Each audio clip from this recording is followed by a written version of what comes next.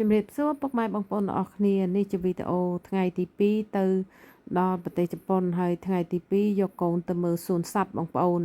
ដោយសារបងប្អូនដឹងស្រាប់ហើយការដំណើរកំសាន្តត្រូវតែមានកន្លែងក្មេងៗខ្លះហើយបើសិនតែដើរកន្លែងចាស់ចាស់មើលតែធម្មជាតិពេក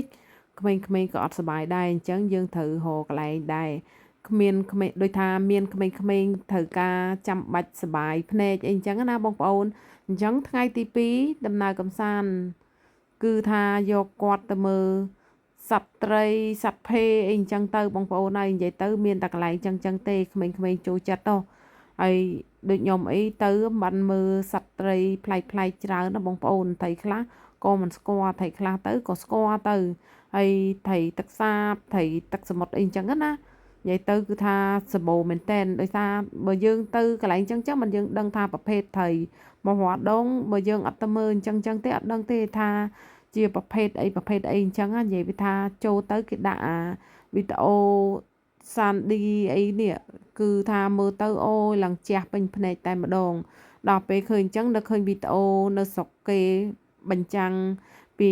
អង្គរវត្តយើងអូយបើសិនតែបានមើលអញ្ចឹងដូចអញ្ចឹងអីមិនដឹងអត់ទាស់យ៉ាងណាឯងបងប្អូនហើយពួកខ្ញុំក្រៅពីមើលវីដេអូសាន់ឌីនឹងហើយក៏ពួកខ្ញុំទៅចូលមើលតាមខ្លោងទ្វារដែលគេឲ្យដាក់យើងចូលតាមណាតាមណីអញ្ចឹងណាបងប្អូនហើយចូលទៅមើលត្រីទៅមើលអីនិយាយទៅតែក្មេងៗទេចូលចិត្តមើលអញ្ចឹងបើយើងដូចជាខ្ញុំអីហ្នឹងគឺធម្មតាទេបងប្អូនហើយចូលទៅនឹងទៅជួបសត្វមៀមបងប្អូនហើយនិយាយថាមុខមិនសុបាយចិត្តជាមួយឡើងកញើនៅតំណងមុខដូចសត្វចេះទីថាខ្ញុំចូលចិត្តអត់ចូលចិត្តសោះបងប្អូនហើយឃើញដូចគ្មានចំណូលជាមួយទេតែបើជនជាតិគេគិតថាប្លែកបើចំពោះខ្ញុំគិតថាអូយគ្មានចំណូលជាមួយទេឃើញសត្វអញ្ចឹងអីបើខ្ញុំចំណូលគឺចំណូលត្រីដោយសារខ្ញុំចង់ដឹងថាជាប្រភេទត្រីអីអញ្ចឹងបងប្អូនដោយសារត្រីប្រភេទច្រើនណាស់ដែលអត់ស្គាល់ជួនកាលឃើញរូបតែមិនស្គាល់ឈ្មោះនិយាយទៅគឺថាត្រីច្រើនមែនតើដែលយើងមិនស្គាល់ហើយខ្ញុំទៅតាមដានមើលហើយជាពិសេសបងប្អូននៅក្នុងហ្នឹងនៅមានត្រីមួយទៀតមិនដឹងគេហៅត្រីអីគេបងប្អូនហើយឃើញវាស្ដៅមែនតើណាវាឃើញតែឆ្អឹងខ្ញុំឆ្ងល់ថាវារស់អាម៉េចវាហើយអាត្រីនេះដំបូងខ្ញុំថាត្រីឆ្លាមមានឯណាអានេះចូលត្រីពោត្រីប្រាឯនេះហើយអានេះដូចត្រីឆ្លាំងបងប្អូនដែលមិនដឹងឆ្លាំងអាហ្នឹងខ្ញុំចេះតែគិតទេណាតែរូបរាងវាដូចអញ្ចឹងហើយនិយាយទៅដូចកាន់ស្នឹមដល់ហើយមើលទៅដូចជារាប់ឆ្នាំរាប់កាន់ឆ្នាំណាត្រីមើលទៅដាក់យូរហើយត្រីច្រើនមែនតើនិយាយទៅបងប្អូនហើយដូចខ្ញុំនិយាយចឹងហើយជាពិសេសខ្ញុំជួបត្រីមួយប្រភេទទៀតនេះអាត្រីស៊ីសាច់ទេបងប្អូនខ្ញុំសួរថាហេតុអីបានហៅត្រីស៊ីសាច់ត្រីនេះបើសិនអញ្ចឹងវាខ្លាចមនុស្សទេតែបើសិនថាវាធំក្លិនឈាមមានអីអញ្ចឹងគឺវានាំគ្នាបពពួកវាមក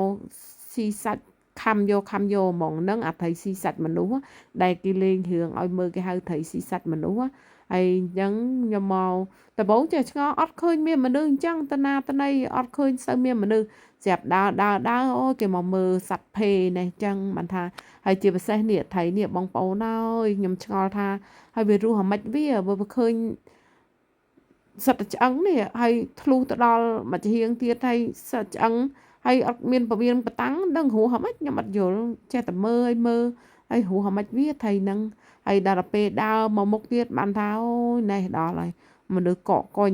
នៅក្នុងនេះហើយជន់ក្រោមទៀតបងប្អូនហើយខ្ញុំចូលដំបងខ្ញុំចេះឆ្ងល់ហេដូចមិនសូវមានមនុស្សសោះហើយមនុស្សតាណាហើយក៏គេមិនទាន់មកដល់ពេលដើរចូលក្នុងកាន់តែជ្រៅទៅចុះមកក្រោមទៅម៉ែអើយសិតតែមនុស្សហើយដូចចឹងអីហ្នឹងក្មេងៗចូលចិត្តណាបងប្អូនហើយបើសិនយកកូនដើរលេងយើងមិនជូនគាត់មកកន្លែងចឹងទេគឺថាពួកគាត់ថ្ងៃក្រោយគឺលែងតាមហើយបងប្អូនដឹងស្រាប់ហើយក្មេងៗត្រូវការរកកន្លែងក្មេងៗអញ្ចឹងយើងត្រូវថា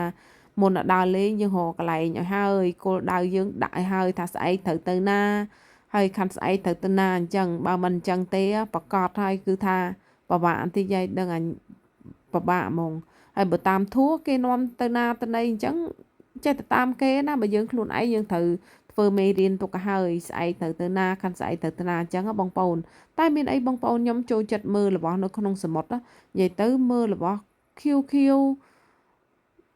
បៃតងគឺខ្ញុំចូលចិត្តមើលតែម្ដងខ្ញុំចូលចិត្តមើលគឺថាវាស្រឡះភ្នែកបងប្អូន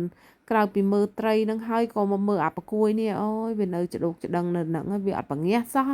ចូលមកអាធំក្លិនក៏ធំក្លិនក្តៅក៏ក្តៅជាពិសេសនេះអាសัตว์នេះបងប្អូនអាសัตว์ស្អីគេហ្នឹងគេហៅសัตว์ស្អីទេបើភាសាចិនគេហៅស៊ូឡាន់ហើយនិយាយខ្ជិលខ្ជិលកាយវិការវាមួយហើយដូចកន្លែងនេះអីហ្នឹងក្មេងៗអីហ្នឹងអូយបងប្អូនឲ្យត្មងជួគ្នាដើម្បីដាក់ចំណីឲ្យវាស៊ីហើយម៉ាក់អើយនាំកូនមកត្មង